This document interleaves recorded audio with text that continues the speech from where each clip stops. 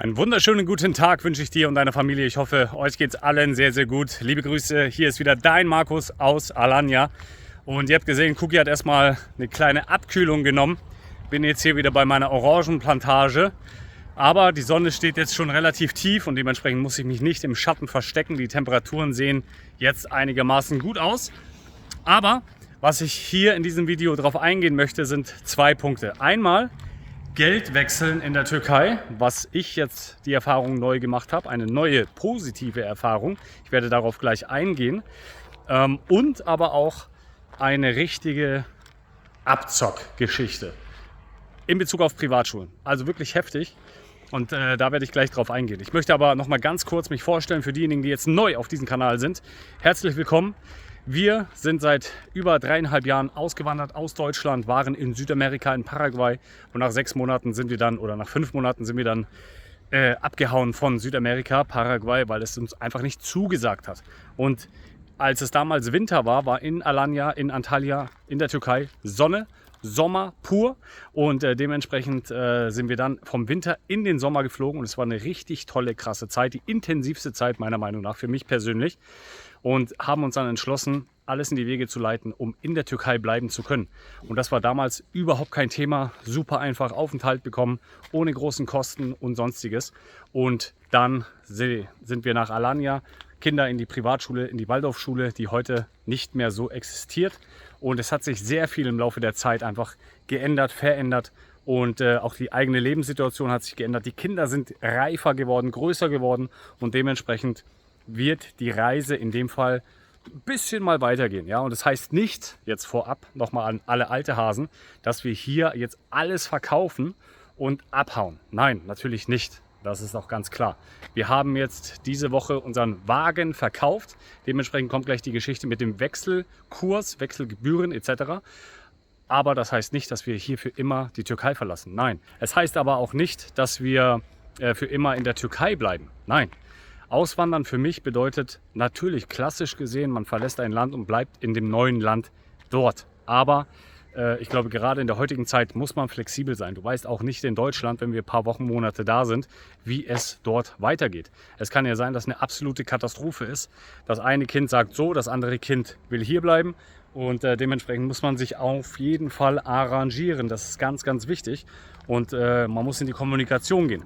Und dementsprechend kannst du auch hier schon mal den Abo-Button drücken, die Glocke aktivieren, damit du einfach auch kein Video mehr verpasst und hier weiter dran bist. Okay, das ganz kurz dazu. Dann jetzt die Geschichte zu unserem Wechselkurs. Wir haben das Geld von dem Käufer sozusagen, von unserem Hyundai Tucson auf unser Bankkonto gehabt. Das war Tele, also türkische Lire. Und dieser Betrag hätte ich, und das ist krass, hätte ich einfach bei der Ziraat Bank, also das ist wie, ich würde sagen Sparkasse, also es ist eine staatliche Bank in dem Fall so, die Ziraat, gibt es in verschiedenen Städten auch, gibt es sogar in Hamburg eine Ziraat-Filiale, hätte ich das gewechselt über die Bank in Euro, weil was will ich in Deutschland, was will ich international mit türkische Lira in dem Fall, hätte ich das über die Bank gewechselt, hätte ich fast, und das ist krass, nur durch die Bank alleine schon 1.000 Euro fast Verlust gemacht. Das heißt, umgerechnet der Internetkurs 43.000 Euro wäre bei der Bank nur noch ca. 42.000 Euro gewesen. Also wirklich ganz, ganz krass. Und zum Glück in dem Fall haben wir natürlich hier auch mittlerweile gute Kontakte aufgebaut und sind dann zu einer Wechselstube gegangen. Und natürlich verdienen solche Wechselstuben auch immer am Wechselgeschehen. Dadurch verdienen die ja ihr Geld, dadurch haben die ihre Berechtigung da zu sein und können sich somit auch ihren Lebensunterhalt sichern. Es ist völlig in Ordnung, ganz klar. Aber wir haben auch hier nochmal verglichen und ich war echt überrascht. Obwohl ich bei der einen, die kennen mich gar nicht, hingegangen bin, haben die mir einen echt guten Preis gegeben.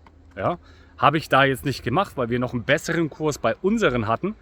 Aber da war ich echt überrascht. Also wirklich Hut ab, Respekt.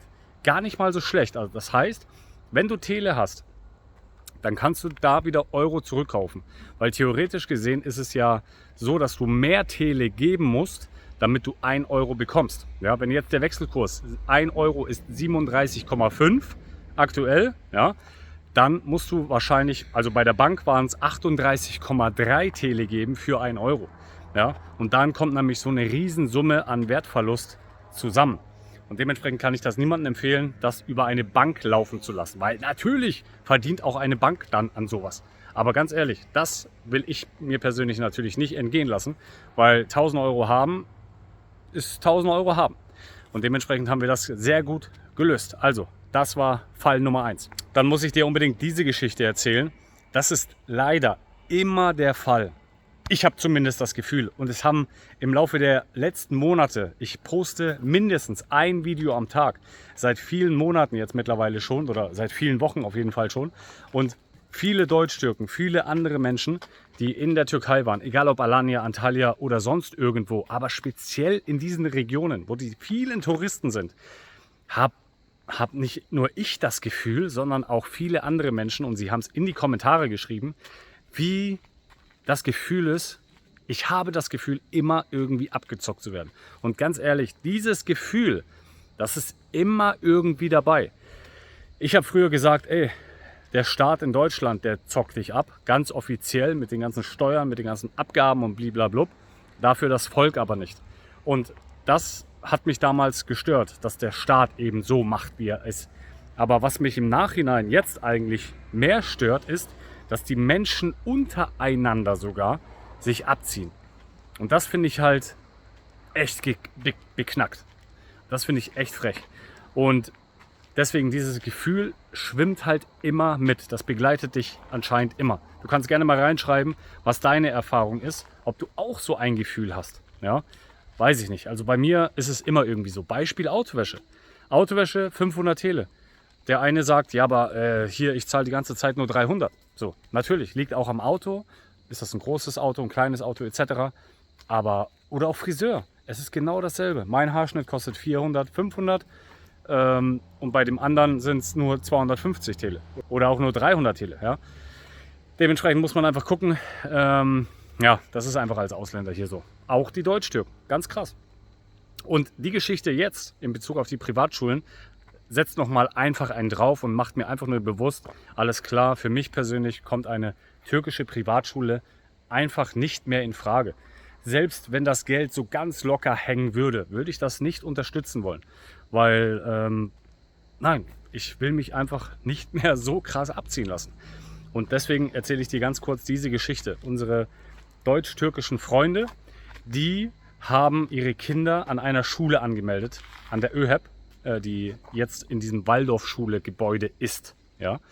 Und dort wurden letztendlich, ich habe ja ein Video gemacht, wo es 4000 Tele waren für Bücher, da kam aber jetzt noch mal was dazu und insgesamt ist die Gesamtsumme für den Schulunterricht für, ich glaube die 8. Klasse ist es, 8. Klasse, 10.000 Tele für Bücher, also ca. 250 Euro ungefähr müssten das sein. 10.000 Tele. Ja? Und sie spricht ja die Sprache und als sie diese Bücher abgeholt hat von dieser Bibliothek, hat sie sich mit diesen Menschen da unterhalten, die da arbeiten. Und das sind sehr viele Bücher gewesen für dieses 10.000 Tele auf jeden Fall. Rechtfertigt definitiv nicht den Preis, auf jeden Fall nicht. Ja. Aber es wurde ihr gesagt, und das ist krass, dass die Bahçeşehir-Schule, da wo wir eigentlich schon angemeldet waren, aber jetzt so eine Art Rückzieher gemacht haben, weil wir nochmal 1.300 Euro für Bücher zahlen sollten, 45.000 Tele zu dem Zeitpunkt. Das ist genau das, genau dieselben Bücher, wie bei der ÖHEP benutzt werden. Das bedeutet, bei der ÖHEP-Schule zahlst du für diese Bücher 10.000 Tele und für dieselben Bücher, für dieselbe Klasse zahlst du für die Bahçeşehir-Schule, die klatscht einfach ihren Preis drauf. 45.000, also 35.000 einfach mehr zahlst du da. Und das finde ich frech. Und da kannst du auch nicht sagen, ja, ich nehme die gebrauchten Bücher von dem Franz oder von dem Mehmet, der letztes Jahr die 8. oder 9. Klasse besucht hat oder kauf die ihm ab. Nein, das geht nicht. Du musst diese neuen Bücher kaufen. Und wir haben sogar noch mal Einheimische gefragt, die auch hier vor Ort sind, die die Waldorfschule verlassen haben oder mussten und jetzt dahin gegangen sind, auch international aufgestellt sind. Und auch die haben diese Preise bezahlt. Obwohl das Türken sind, also Einheimische. Und das ist schon krass. Für dieselbe Leistung für dieselben Bücher 35.000 Tele mehr. Also in meinen Augen ist das komplette Abzocke. Das hat auch nichts mit ich bin jetzt auf der Schule, Statussymbol zu tun. Das ist es mir persönlich nicht wert. Ja? Und dementsprechend bin ich sehr gespannt, was deine Meinung dazu ist. Lass dem Video einen Daumen nach oben da. Solange ich hier in der Türkei auf jeden Fall bin, werde ich jeden Tag hier ein Video aus der Türkei natürlich posten. Aber ich hoffe natürlich, dass du uns weiter auf unserem Weg begleitest, egal ob es nach Deutschland geht, für ein paar Wochen, ein paar Monate oder vielleicht mal ein paar Wochen woanders hin. Oder und dann wieder in die Türkei. Wir behalten ja unsere Immobilie. Dementsprechend bin ich sehr gespannt und freue mich auf dein Feedback. Lass mich wissen, wie dir das Video gefallen hat und ich freue mich auf das nächste Video schon. Liebe Grüße aus Alanya, dein Markus. Du fühlst dich schlapp, müde, bist antriebslos, hast eventuell Probleme mit deiner Schilddrüse und nimmst dauerhaft Medikamente ein, eventuell sogar noch andere Krankheiten, Probleme, die vielleicht mit deiner Schilddrüse was zu tun haben, dann solltest du jetzt hier draufklicken und das Schilddrüsengeheimnis enthüllen.